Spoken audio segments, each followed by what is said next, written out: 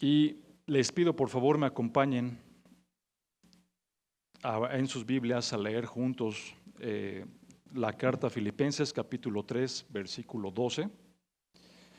Filipenses capítulo 3 versículo 12 y vamos a leer 3 versículos del 12 al 14. La versión que yo voy a leer es la Nueva Biblia de las Américas.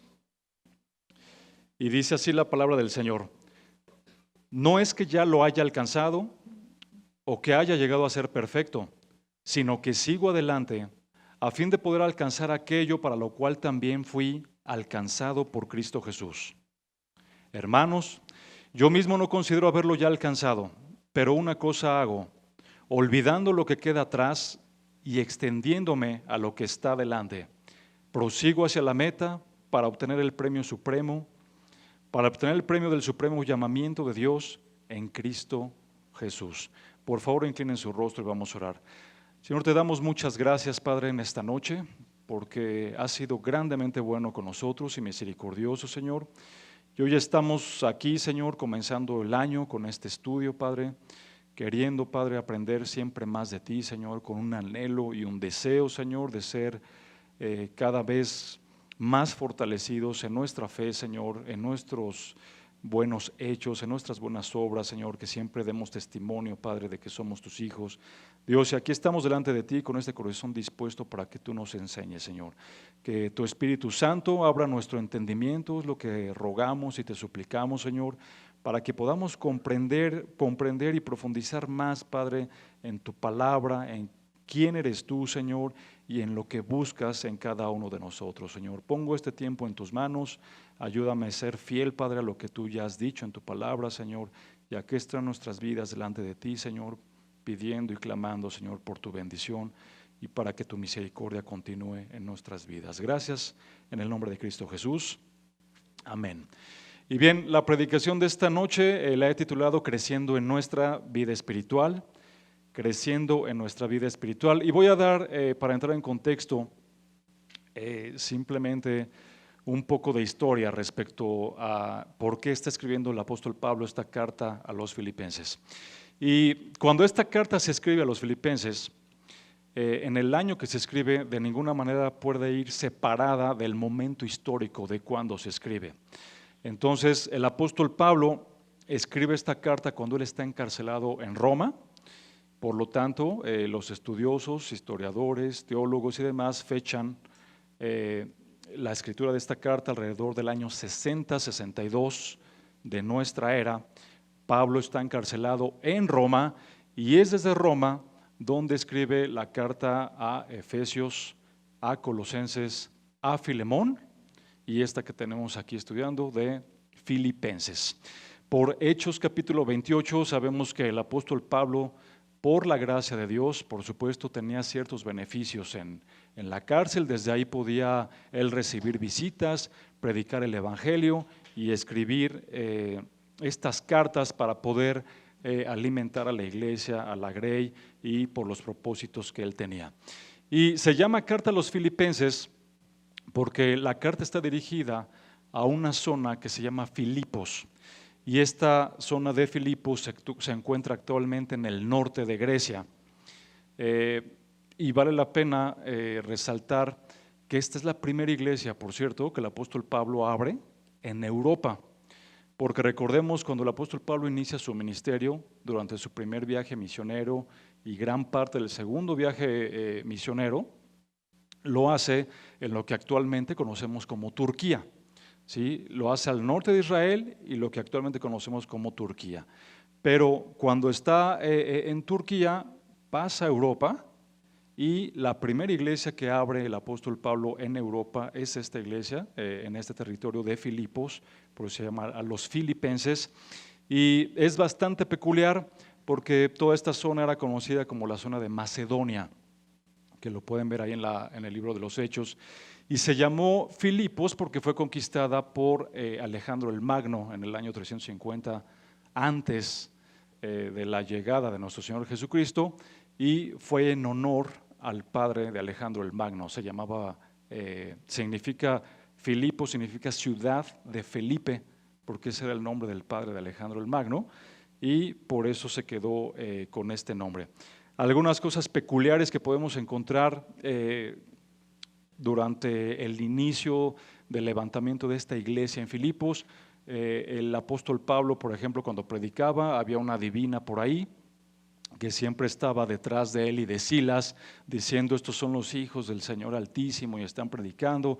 Y el apóstol Pablo en una ocasión reprende a esta divina, ¿verdad? Que estaba poseída, tenía demonios, y esto trajo consecuencias, y es algo que se esperaba, porque sabemos que cuando estamos obrando para la obra del reino de nuestro Señor, siempre vamos a encontrar oposición, y aquí no fue una excepción, ¿no? Estaba esta mujer adivina. Cuando Pablo reprende a los demonios de la divina, los dueños de esta divina se enojan porque les dejaba grandes ganancias, y entonces, ¿qué hacen con Pablo y Silas? Los azotan y los encarcelan. Pero nuevamente la gracia y la misericordia del Señor manifestándose en la vida de Silas, de Pablo y de sus hijos, para que sus propósitos se lleven a cabo. Después de un terremoto quedan ellos libres, ¿verdad? Y un punto más, esta carta es llevada a los filipenses por Epafrodito. Sí, Epafrodito, todo parece indicar que es de esta región de Filipos que estoy comentando. Él va a visitar al apóstol Pablo a la cárcel en Roma para llevarle una ofrenda. Por cierto, esta iglesia de Macedonia era muy generosa con las ofrendas. Le llevan a Pablo una ofrenda, y Pablo, a través de Epafrodito, regresa esta carta para los Filipos. Y los propósitos que tenía el apóstol Pablo para escribir esta carta, básicamente podríamos resumirlos de la siguiente manera. En el capítulo 1, el apóstol Pablo va a decirles todo lo que está sucediendo en Roma. En el capítulo 2 va a exhortar y animar a los hermanos de esta región de Filipos para que se unan como iglesia. Filipenses capítulo 3 va a hablar o a advertir de los falsos maestros que había en la región, como era también de esperarse. Y en el capítulo 4, un agradecimiento por las ofrendas que ya comentamos que se estilaba mucho por parte de esta iglesia hacia el apóstol Pablo y también hacia la iglesia de Jerusalén. Este es el contexto, hermanos, y con la ayuda de Dios, hoy vamos a aprender 3 puntos de esta predicación. El primero de ellos es que nosotros, como hijos de Dios, debemos de seguir adelante en el camino del Señor. Debemos seguir adelante en el camino del Señor. El punto número 2, debemos despojarnos de las cosas pasadas. Debemos despojarnos de las cosas pasadas. Y el punto número 3, debemos anhelar siempre el premio que el Señor tiene para cada uno de nosotros. Ese es lo que hoy tenemos que aprender con la ayuda del Señor. Y el versículo 12 nos dice el apóstol Pablo: no es que ya lo haya alcanzado o que haya llegado a ser perfecto, sino que sigo adelante a fin de poder alcanzar aquello para lo cual fui alcanzado por Cristo Jesús. Dice el apóstol Pablo, entonces, no es que yo lo haya alcanzado. ¿Pero a qué se refiere el apóstol Pablo? ¿Qué es lo que no ha alcanzado? ¿A qué se está refiriendo con que él no es perfecto y que tiene que seguir adelante? Y para poder comprender mejor este pasaje de estudio, necesitamos leer los versículos previos a este pasaje. Y miren ahí, por favor, en sus Biblias, no los cierren, porque vamos a leer varios versículos de Filipenses 3.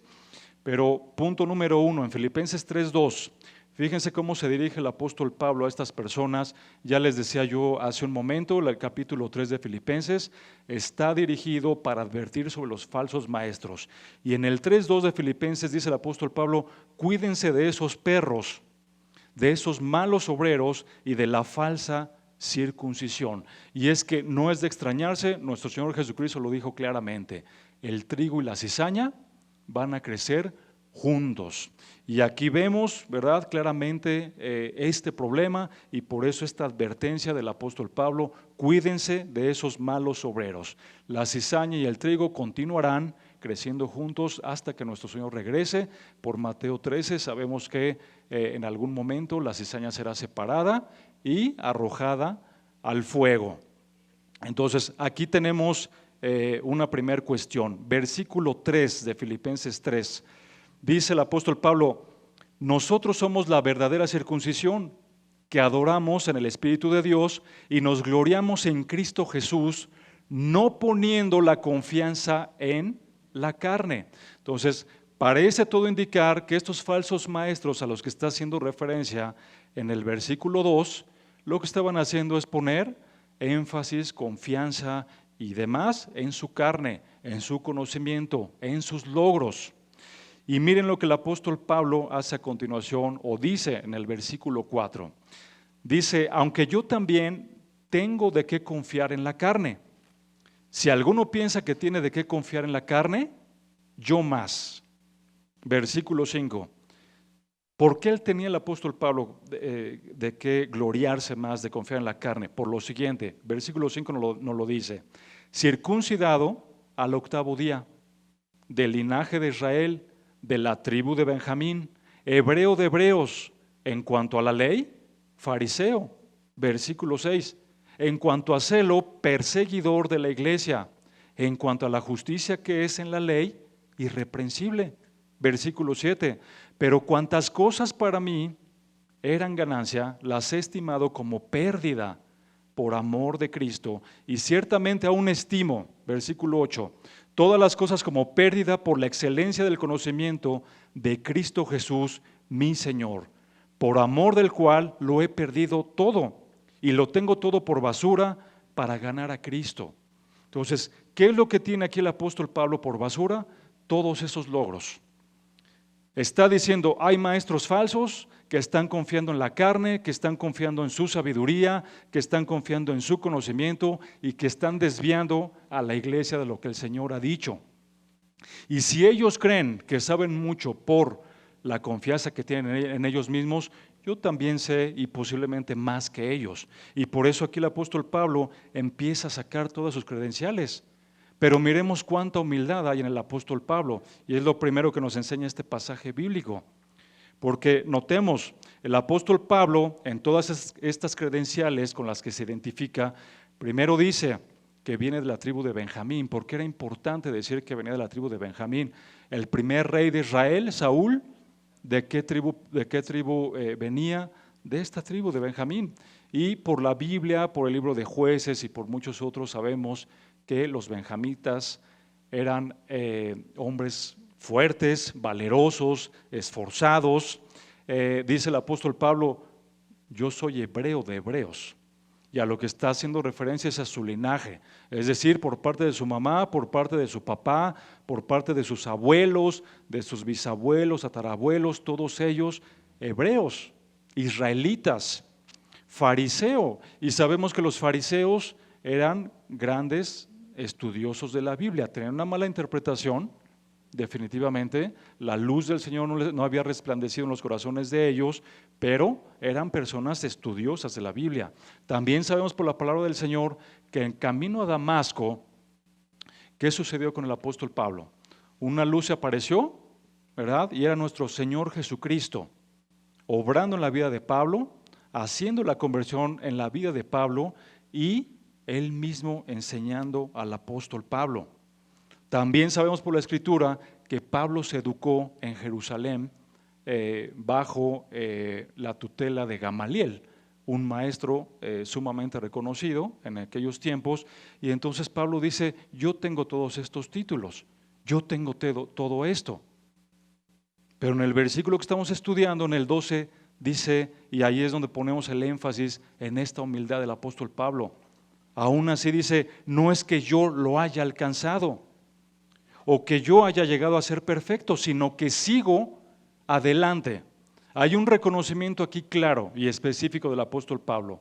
Él sabe y reconoce con todas las credenciales que hemos leído que no ha alcanzado lo que quiere ser, que no es perfecto, pero no se queda nada más estático reconociendo que no ha alcanzado eso que quiere llegar a ser, sino que dice: sigo adelante, sigo adelante. El apóstol Pablo, al igual que los hijos de Dios, había sido iluminado por el Espíritu Santo, El Espíritu Santo lo estaba guiando. El apóstol Pablo, sabemos el gran conocimiento que él tenía, pero nos dice aquí claramente en esta ilustración de humildad: no es que yo lo haya alcanzado.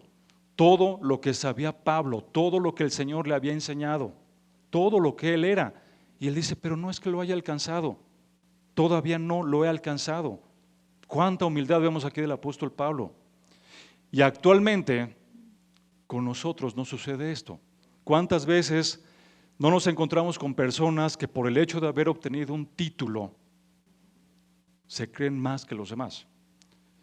Posiblemente eres bueno en algún deporte, eres bueno en alguna actividad, y entonces eso te hace sentirte superior a los demás.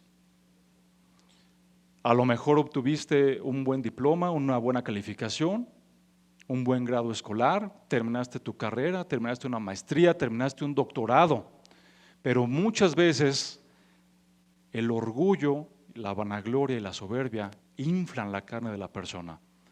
Y entonces creen que están en la opulencia, creen que están en la prominencia. Y aquí vemos el ejemplo del apóstol Pablo. Todo lo que él era, todo lo que él tenía. Y dice, no es que yo lo haya alcanzado, sigo adelante. Y hermanos, si es que es la realidad, nosotros sin Cristo no somos nada. Podemos tener los títulos que quieras, los logros que quieras, puedes ser el mejor director, el mejor CEO de tu empresa, pero sin Cristo somos polvo. Y al polvo vamos a regresar en algún momento. ¿A qué se está refiriendo el apóstol Pablo que no lo ha alcanzado?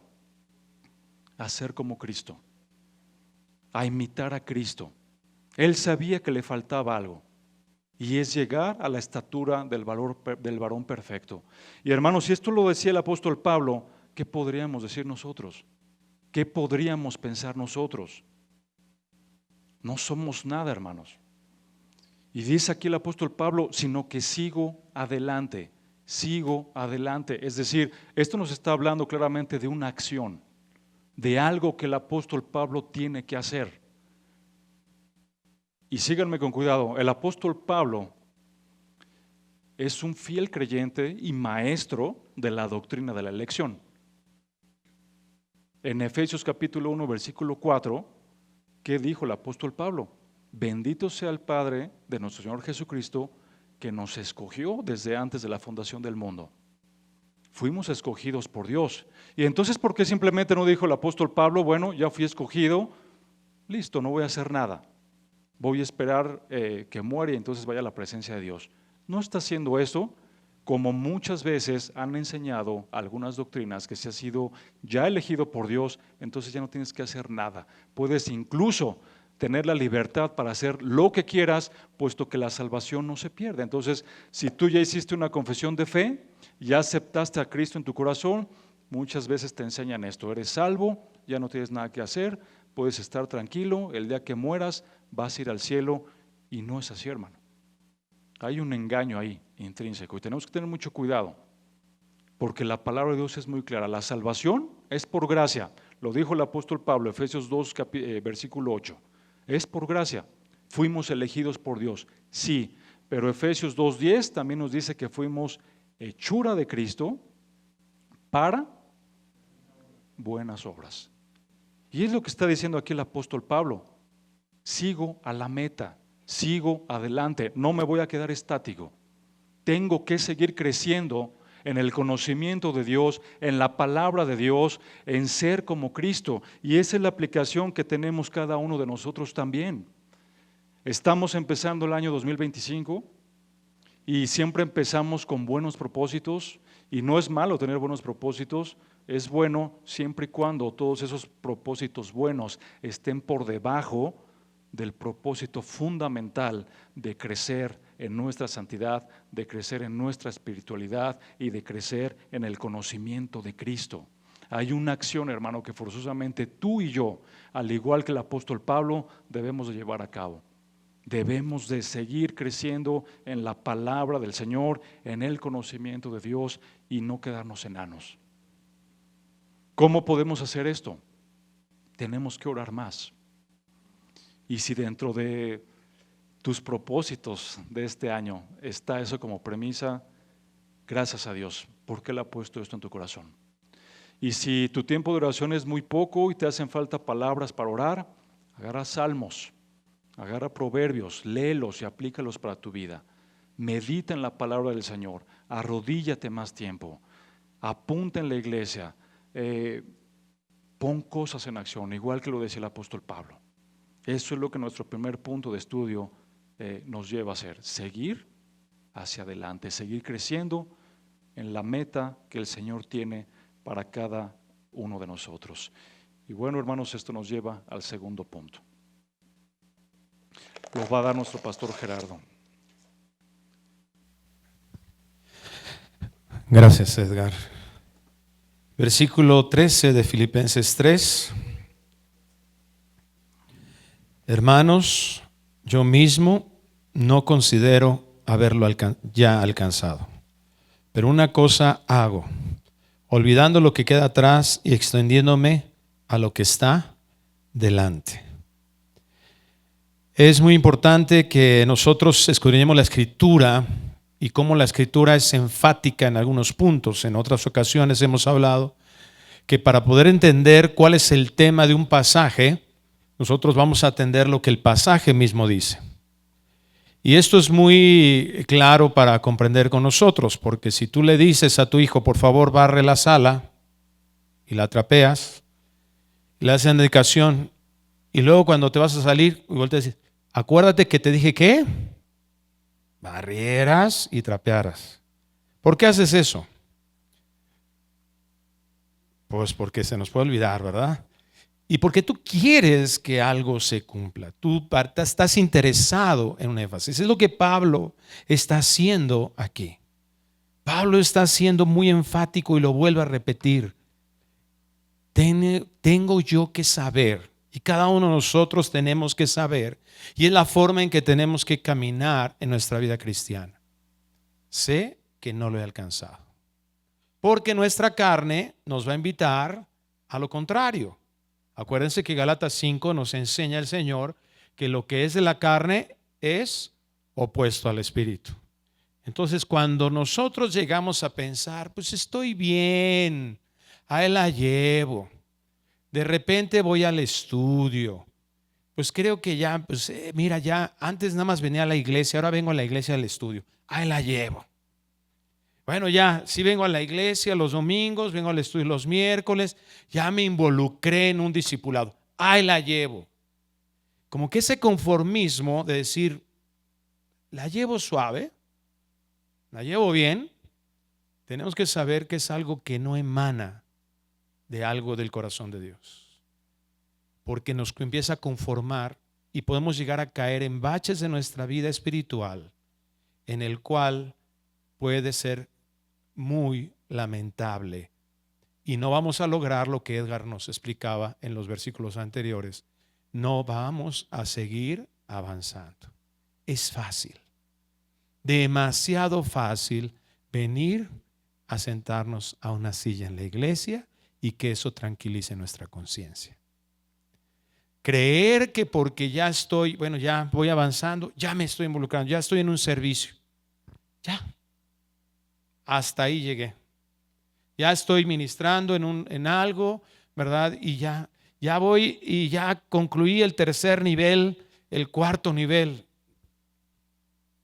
Tenemos que tener esa sensación, como nos explicaba Edgar, de tener humildad y de poder darnos cuenta, porque tampoco el otro extremo es bueno, ¿verdad? Ay, no sirvo para nada. Ay, soy de lo peor, un gusano de agua puerca. Y llamamos eso como humildad. Pero veladamente, ¿verdad?, nos lleva a lo mismo, a un estancamiento. Y Pablo no quiere que eso suceda.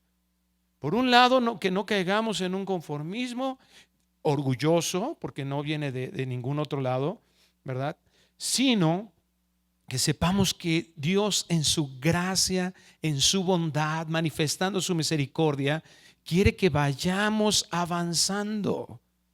Que lo que Dios ha hecho en nuestra vida ciertamente ha sido muy bueno. Esa bondad de Dios ha sido bueno. Qué bueno que antes solo te congregabas un día y ahora ya vienes a un estudio. Qué bueno que ahora ya estás siendo diligente en tu estudio bíblico. Está bien, pero que eso no lo aliente nuestra carne para pensar de que ya somos, como decía también Edgar, más que los demás, que ya eso es suficiente, que ya deberían de considerarme más, ya deberían de ponerme a dar un estudio, ya debería yo de dirigir tal cosa, ya debería de ser yo el director de tal ministerio, me están haciendo menos.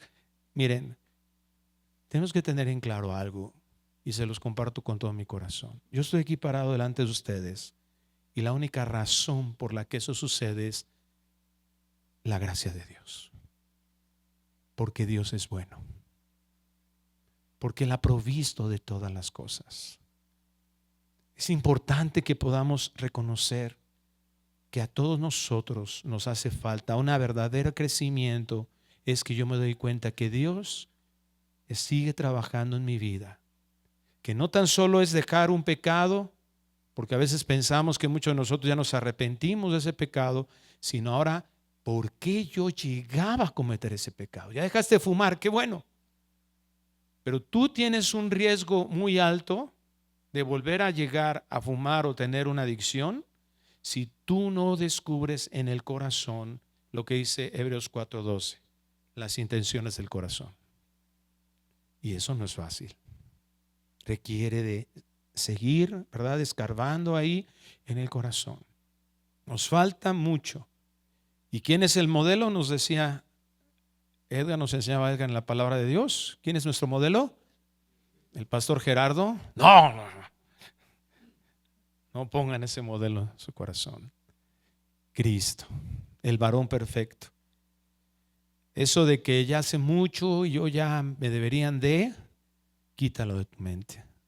Porque cualquier cosa que nosotros podemos llegar a hacer, podemos llegar a hacer. Qué privilegio hermoso servir al Señor. Los que servimos al Señor sabemos que es algo maravilloso, algo hermoso. Pero no es por lo que tú hayas hecho, es por lo que hizo Cristo en la cruz.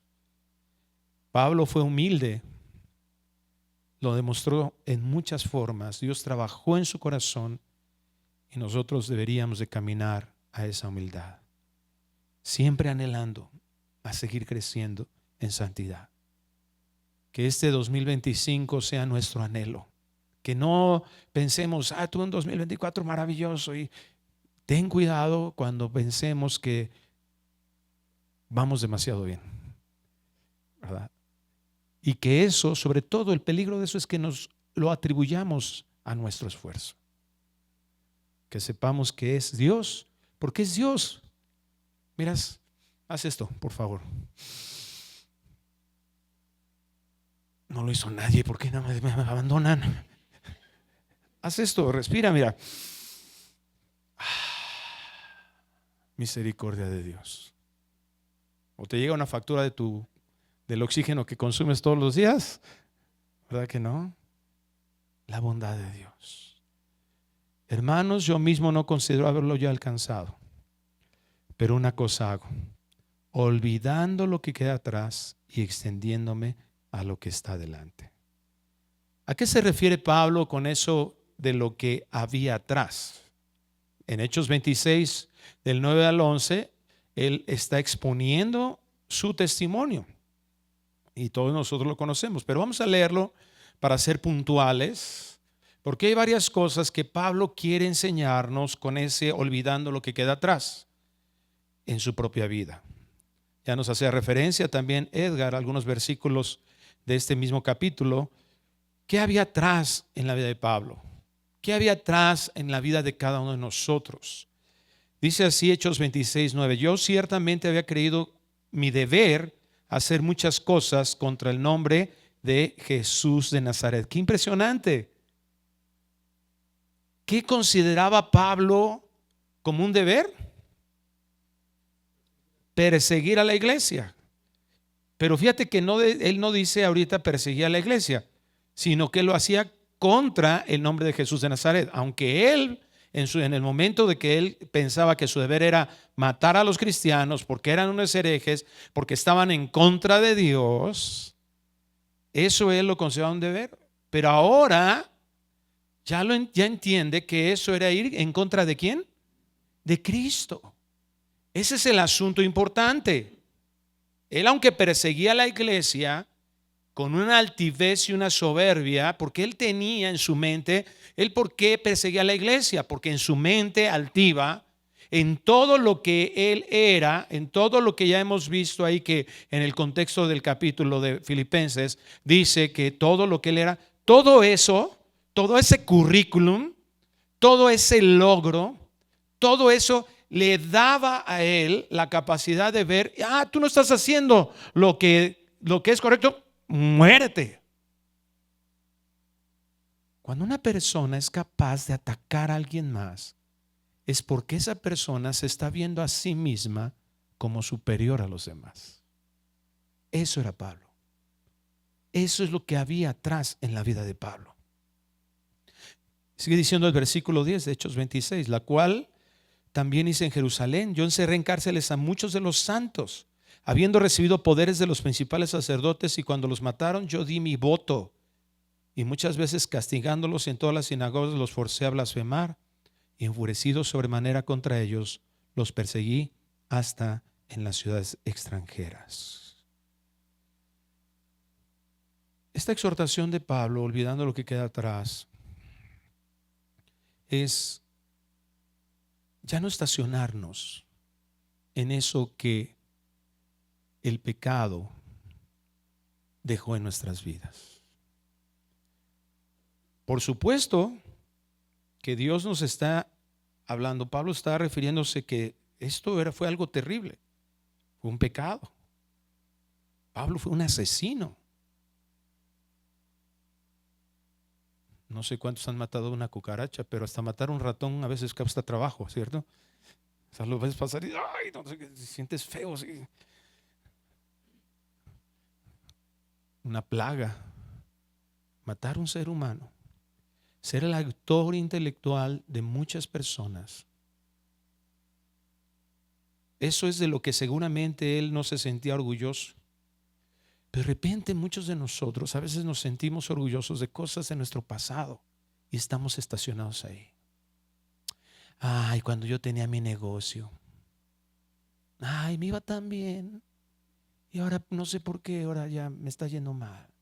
Yo tenía tanto dinero y no te acordabas que en ese tiempo que aparentemente parecía que todo iba bien y que todo estabas muerto en tus delitos y pecados. Y que además de todo eras un soberbio, y que además de todo siempre te humillabas a los demás, y a lo mejor eras un borracho. ¿Y por qué recordar eso? Es una mente de esclavitud. Y Dios quiere que nos liberemos de esa mente de esclavitud. ¿Por qué digo que es una mente de esclavitud? Porque mira, el pueblo de Israel salió de Egipto, ¿cierto? Dios lo liberó de su esclavitud física, pero muchos de ellos no se liberaron de su esclavitud mental. Ay, estábamos re bien en Egipto. Ay, cuando yo estaba allá. Estamos tan aferrados, lo que Pablo quiere decir, ya no aferrarse a eso que quedó atrás, es no tan solo el hecho del pecado como tal, que es terrible, sino a los valores que se le dan. Hay que dejar todos esos hábitos pecaminosos que ofenden a Dios. Hay que ya, el Señor quiere que vengamos a un verdadero arrepentimiento de nuestro pecado y dejar todo eso atrás. Tenemos que ser honestos delante de Dios y darnos cuenta que muchos de nosotros hemos arrastrado pecados, cosas que desagradan a Dios y que los hemos conservado durante años en una falta de entendimiento de la gracia de Dios. Debemos cambiar los pensamientos y cómo el mundo valora eso. Porque ese anhelar el pasado, ese anhelar eso, es no comprender lo que ahora Dios ha sembrado en nuestras vidas y no reconocer que necesitamos revalorar. Muchos de nosotros necesitamos revalorar el dinero. Muchos de nosotros, el dinero sigue siendo lo mismo.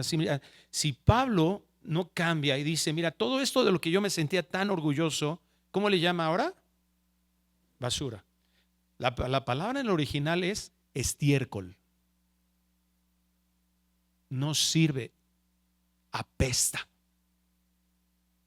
Si nosotros no llegamos a revalorar eso que el mundo valora tanto, si nosotros no cambiamos nuestra mentalidad mexicana que adora a Pedro Infante,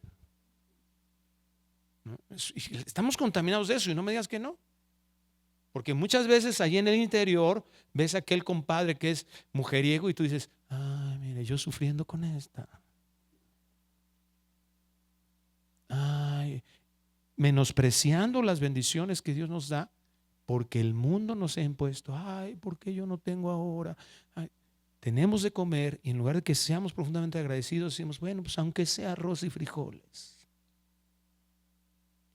Necesitamos revalorar muchas cosas que este mundo que se ha enfocado al materialismo y al humanismo, el materialismo donde los bienes es lo máximo, los bienes de este mundo es lo que nos mueve y también los talentos.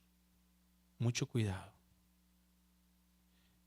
Nos hemos llegado a equivocar como iglesia en entregar liderazgo a personas que no han demostrado humildad en su vida, porque estamos contaminados por un mundo en el que los títulos, en el que los logros, en el que el esfuerzo personal nos han llevado y no el carácter de esa persona.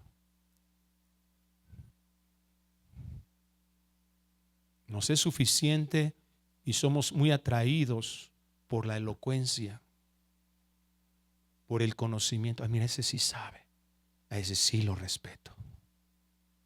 Pero aquel pastorcito que dice encina su merced, ay.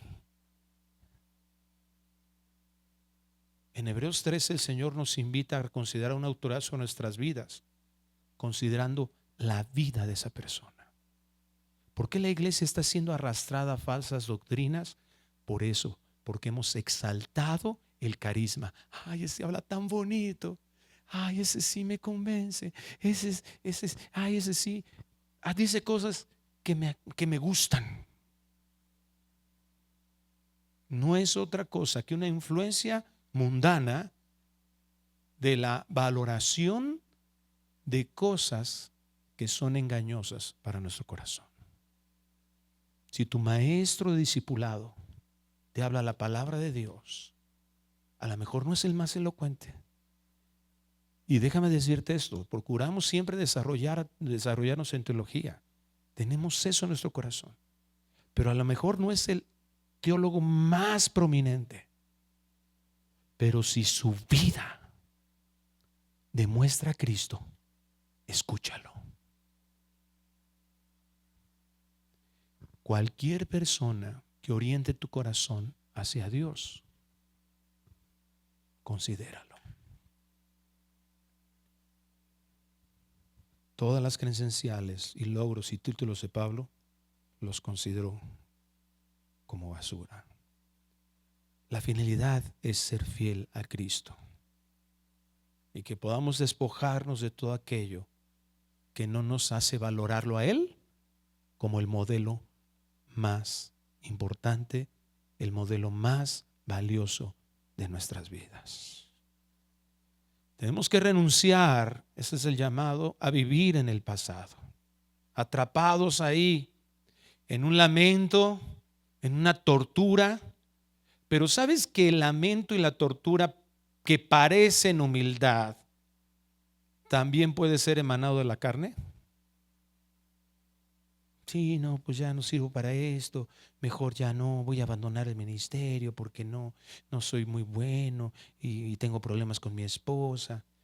Estaba dando una consejería esta semana y estos hermanos me decían, pues pensamos abandonar nuestro ministerio porque sentimos que estos problemas matrimoniales que estamos teniendo no son dignos del llamado. Yo le dije, tienes razón en una parte. Es cierto. Y la idea es de que empecemos por un proceso de consejería en el que tú vayas caminando a ser más como Cristo. Le digo, pero tratar mal a tu esposa es pecado. ¿No respetar a tu esposo es pecado? ¿Y por qué quieren añadirle más pecado? Hemos adquirido de repente ciertas formas dentro de la iglesia en las que decimos, sí, a ver, muévete, pecador. Si por pecador no pudiera él servir, hermanos, todos renunciemos. ¿Cuál es el pecado que te exime o que te da, o evitar el pecado que te da dignidad para servir? ¿Te das cuenta? Es el mismo punto. Si dejamos de ver la gracia de Dios, entonces nos podemos llegar a complicar muchas cosas. Yo sé que es sabio a veces pausar el ministerio, les decía yo, pero las motivaciones son importantes. ¿Quién te llamó a servir en ese ministerio? ¿Quién llama al ministerio? Dios. Entonces, después de ser un maltratador de la esposa, ¿le vas a añadir el pecado de desobedecer a Dios para dejar el ministerio?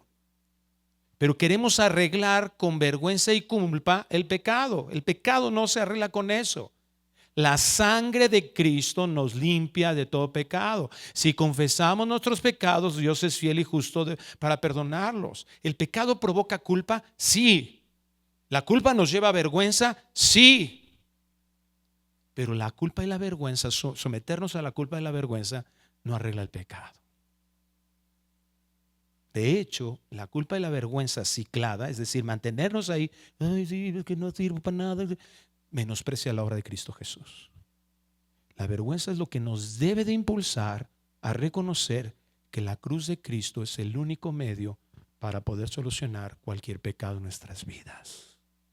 Muchos de nosotros estamos ciclados en pecados constantemente y regresamos al pecado porque creemos que con la culpa, la vergüenza, segunda de Corintios 7 le dice, con la tristeza, con el dolor del pecado, entonces ya me sentí mal, ya estoy mal, ya me dolió, entonces ya me arrepentí. No, hay dolor, hay tristeza, dice Pablo, que te puede llevar a arrepentimiento, y tristeza que te puede llevar a ciclarte en el pecado.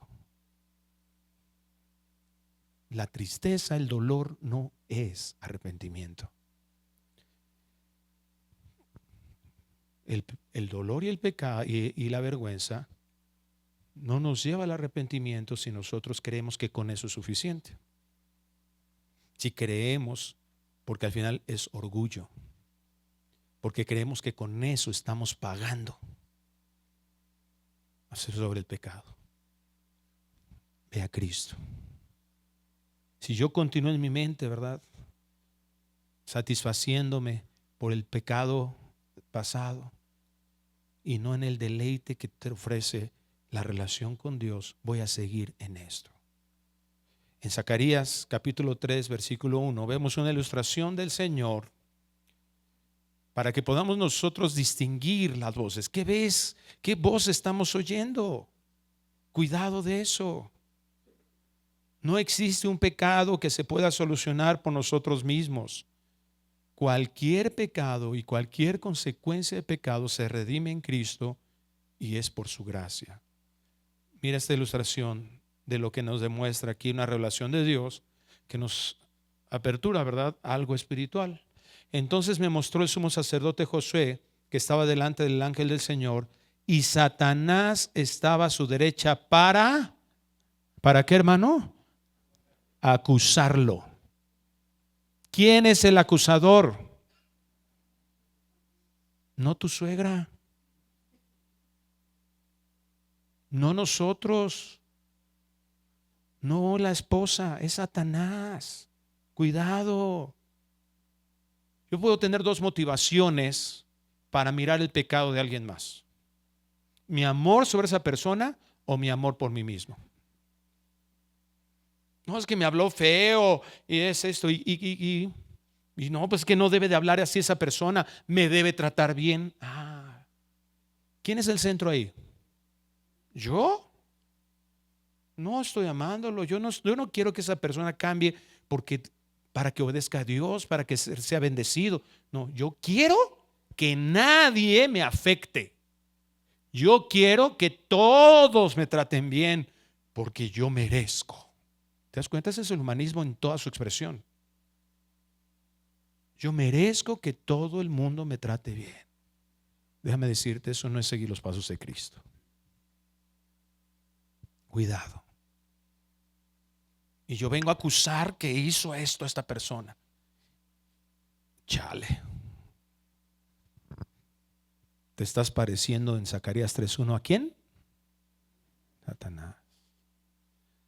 Tengamos cuidado. ¿Cuál es nuestra motivación? Porque parece ser algo santo, ¿verdad? Venir a decir es que mira lo que hizo, mira aquel. ¿Cuál es la motivación? Y el ángel del Señor dijo a Satanás: el Señor te reprenda. Ya sabes qué hacer con los chismosos. El Señor te reprenda, Satanás. Repréndate el Señor que ha escogido a Jerusalén. ¿No es este un tizón arrebatado del fuego? Josué estaba vestido de ropas sucias en pie delante del ángel. Nuestro pecado es una realidad. No estamos llamándolo así, no pecaste, no. Tú cierra tus ojos, ya, olvida tu pasado, ya Dios lo olvidó. No. No se trata de cerrar nuestros ojos y dejar que las cosas pasen. No. Dios nunca nos lleva a una pasividad, como nos decía Edgar en el primer punto. Dios nos lleva a hacer lo que Él nos pide que hagamos, no hacerlo a nuestra manera. No dejarme guiar por mi vergüenza y hacerlo y me voy a dar unos trancazos contra el suelo ahora porque soy un pecador. No. ¿A qué lo lleva? O sea, la realidad de nuestro pecado es total. Lo importante es que cómo miramos eso, hacia dónde nos dirigimos por eso. Y habló y dijo a los que estaban delante de él: quítenle las ropas sucias. Y él le dijo: mira, he quitado tu iniquidad y te vestiré con ropas de gala. ¿Quién hace eso? Dios. Dios es nuestra salvación. Dios es el justo, dice Romanos 3, y el que justifica. ¿Quién logró esta justificación en nuestras vidas? ¿Quién logró esta limpieza? Cristo. Ahí es donde tenemos que ver. Entonces yo tengo que escuchar: oye, pequé. No se trata de cerrar tus ojos, no, pero no le llames pecado, llámale un error para que, no, es pecado. Eso me ensucia, eso me culpa, eso me causa vergüenza. Pero ¿quién es el que tiene la solución? Dios, la obra de Cristo. Y el Señor nos guía, ¿verdad?, a vivir en esa santidad. Isaías 61:1 nos dice: el Espíritu de Jehová, el Señor, está sobre mí, porque me ungió Jehová. Me ha enviado a predicar buenas nuevas a los abatidos, a vendar a los quebrantados de corazón, a publicar libertad a los cautivos y a los presos, apertura de la cárcel. Este versículo de Isaías 61:1 tiene una hermenéutica perfecta. ¿Sí? ¿Qué significa una hermenéutica perfecta? Una correcta interpretación. ¿Y cuándo vemos nosotros una correcta interpretación de la Escritura? Cuando Cristo mismo la interpreta. Recuerdan que Lucas, ¿verdad?, él se para, lee este versículo y ¿qué dijo? Hoy se ha cumplido esto. ¿Quién ganó esto? Cristo. Aquí estuvo Cristo. El Señor triunfó sobre el pecado. El Señor triunfó sobre la muerte. El Señor triunfó sobre Satanás. Dice Colosenses 3:13, 14, ¿verdad?, que el acta de decretos que era nuestra contra quedó clavada en la cruz del Calvario, y todos los principados y potestades quedaron expuestos públicamente, venciendo sobre ellos en la cruz. Cristo ganó por eso. Cristo ganó. Fíjate qué interesante que en los holocaustos, en los sacrificios, había dos tipos.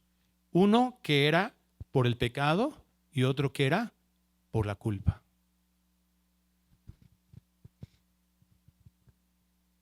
¿Por cuál pagó Cristo? Por los dos, ¿verdad? Todos esos holocaustos señalaban a Cristo, todos esos sacrificios. Entonces Cristo pagó por eso. Él derrotó. ¿Y por qué es importante? Pablo lo está planteando, ¿verdad? Una serie de pensamientos que tienen un sentido. Dice: olvidando lo que queda atrás, ya no cediendo a todas esas acusaciones, ya no cediendo a todos esos valores, ya renunciando a toda mi vida pasada. olvidando lo que queda atrás, regresamos a Filipenses 3:13, y extendiéndome a lo que está delante. Es decir, si yo no me libero de ese pasado, si yo no me doy cuenta que soy una nueva criatura en Cristo Jesús, y que entonces las cosas viejas pasaron, ya no puedo estar estacionado ahí. Tengo que dejar eso, y eso va a traer una santidad en mi vida. Ningún dolor, ni siquiera el dolor o la tristeza del pecado mío o el pecado con el que yo fui afectado. Ningún cristiano, ninguna persona que ha venido a Cristo tiene una razón para mantenerse siendo víctima. No estamos diciendo que no te afectó el pecado de alguien más. Seguro te afectó. Pero ahora en Cristo hay sanidad.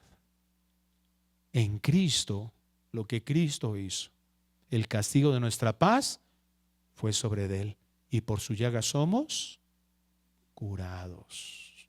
Entonces no podemos quedarnos, oye, el pecado y aquel, y es que me hizo, y mi abuelito, y mi papá, y el maestro, y mi exnovio, y tal. A ver, perdona para mostrar quién es tu perdonador. Ama para mostrar quién te amó. Bendice para que demostrar quién te bendijo, y caminemos hacia adelante. Porque eso nos puede estar estancando. Puestos los ojos en el autor y consumador de la fe. Hebreos 12:2. Y terminamos versículo 14. Prosigo a la meta para obtener el premio del supremo llamamiento de Dios en Cristo Jesús. No es lo mismo correr una carrera de 100 metros cuadrados con un shortcito y una playerita. Los grandes empresas de productores de equipo para deportes, entre más ligeros sean los tenis para los corredores de velocidad, mejor. ¿Por qué? Porque le estás quitando unos gramitos que lo pueden detener. Porque ahora los corredores de 100 metros logran la medalla de oro por centésimas, y creo, no estoy seguro, pero hasta por milésimas de segundo. Es la diferencia entre un ganador de oro y de plata. El que rompe un récord olímpico se rompe también así por centésimas de segundo. O sea, centésimas de segundo es muy pequeñísimo, ¿no?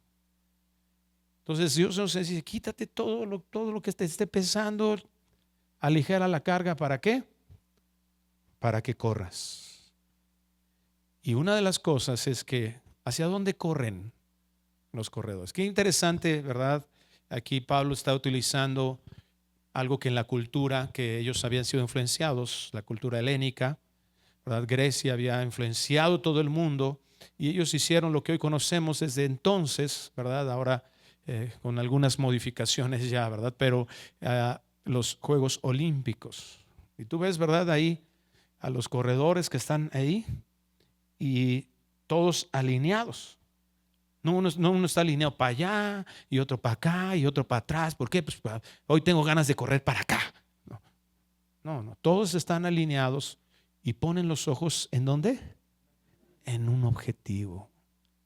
Y es lo que Pablo está alentándonos. Queremos crecer espiritualmente, tenemos que tener humildad en nuestro corazón. Queremos crecer y saber que tenemos que seguir hacia adelante. Tenemos que despojarnos de aquello que nos está pesando, y que Dios nos dice, ya eso con su palabra no puede seguir ciclado en eso. Y ahora nos pone el Señor también para crecer espiritualmente, para seguir adelante. Ahí en la meta tengo que saber que hay un fin, una meta con un galardón. Esta analogía, ¿verdad? Es que cuando suena ese disparo, ¡ping!, o ¡pau!, de la pistola en algunos casos, ¿qué hacen los corredores? No dejan de ver la meta. Solo tienen eso. Aunque acá haya fotógrafos, no sé cuántos vieron Don Gato y su pandilla, ¿verdad? De Arabella. Por eso no ganó la carrera Arabella, ¿verdad? Que salieron las fotos y no, los corredores, ¿verdad? No importa que haya fotos, no importa que allá estén lanzando jabalina, o estén allá, o se cayó alguien, un bebé, ¿verdad? Está llorando para allá, no les importa nada. La analogía es hacia la meta. Un corredor se prepara físicamente y mentalmente para eso. Que no hay distractores, o sea, por años está entrenándose con este objetivo. Porque cuando llega ese momento, no hay otra cosa en su mente que esa meta. Ese debe de ser el corazón de cada uno de nosotros. Dejemos las distracciones. No sé si les pasa, yo no sé si yo soy el único pecador en esta iglesia. Pero tú empiezas ahí con los reels. A ver, ahorita leo la Biblia. Ay, qué interesante se quedó el final de ese capítulo. Otro. Y ahí te sigues, ¿no? Como gorda en tobogán. Hasta donde el cuerpo aguante. Y ya de repente ya te cansas, te quedas dormido y pasa toda la noche. No hice mi devocional. Y llegamos a un punto en el que perdemos mucho. El Señor quiere que cambiemos esa mentalidad de distracción. Ya no nos podemos distraer. No te des ese chance. Yo de repente abro mis redes sociales y de repente, ¡ay! ¿Cuánto tiempo? Y las elimino. Tenemos que empezar a darnos cuenta. O sea, si tú eres tan menos pecador que yo y puedes ocupar tus 5 minutos en tu red social, pero si tú puedes reconocer que eres débil en algo, pon tus ojos en la meta. Ya no te distraigas más. Que el día de hoy el Señor nos habla en nuestro corazón, podamos distinguir esas cosas que nos hacen perder la meta. Y que de repente vemos que hay personas que nos están rebasando. Y de repente volteas y dices, ay, 40 años en la iglesia y sigo aquí sentadito. 15 años en la iglesia y todavía no doy clases. 18 años de cristiano y todavía no sé lo que definir justificación. ¿Por qué? Porque me estoy distrayendo. Porque no estoy. Hermanos, tenemos en contra una corriente muy poderosa. Hace unas semanas fuimos a un retiro, a unas conferencias. Pastor Miguel Núñez nos compartía acerca de seguir adelante. De lo importante es que como un cristiano no es cómo empezamos, sino cómo terminamos. Porque no tienes idea cuántas personas se quedan en el camino. Hay una estadística que me conmovió mucho. 17 pastores solo en Estados Unidos renuncian al ministerio cada día. Mi hijo está estudiando allá y a ellos los envían a iglesias porque no hay pastores. Están estudiando seminario. Pastores que han abandonado iglesias. Muchas iglesias no tienen un pastor.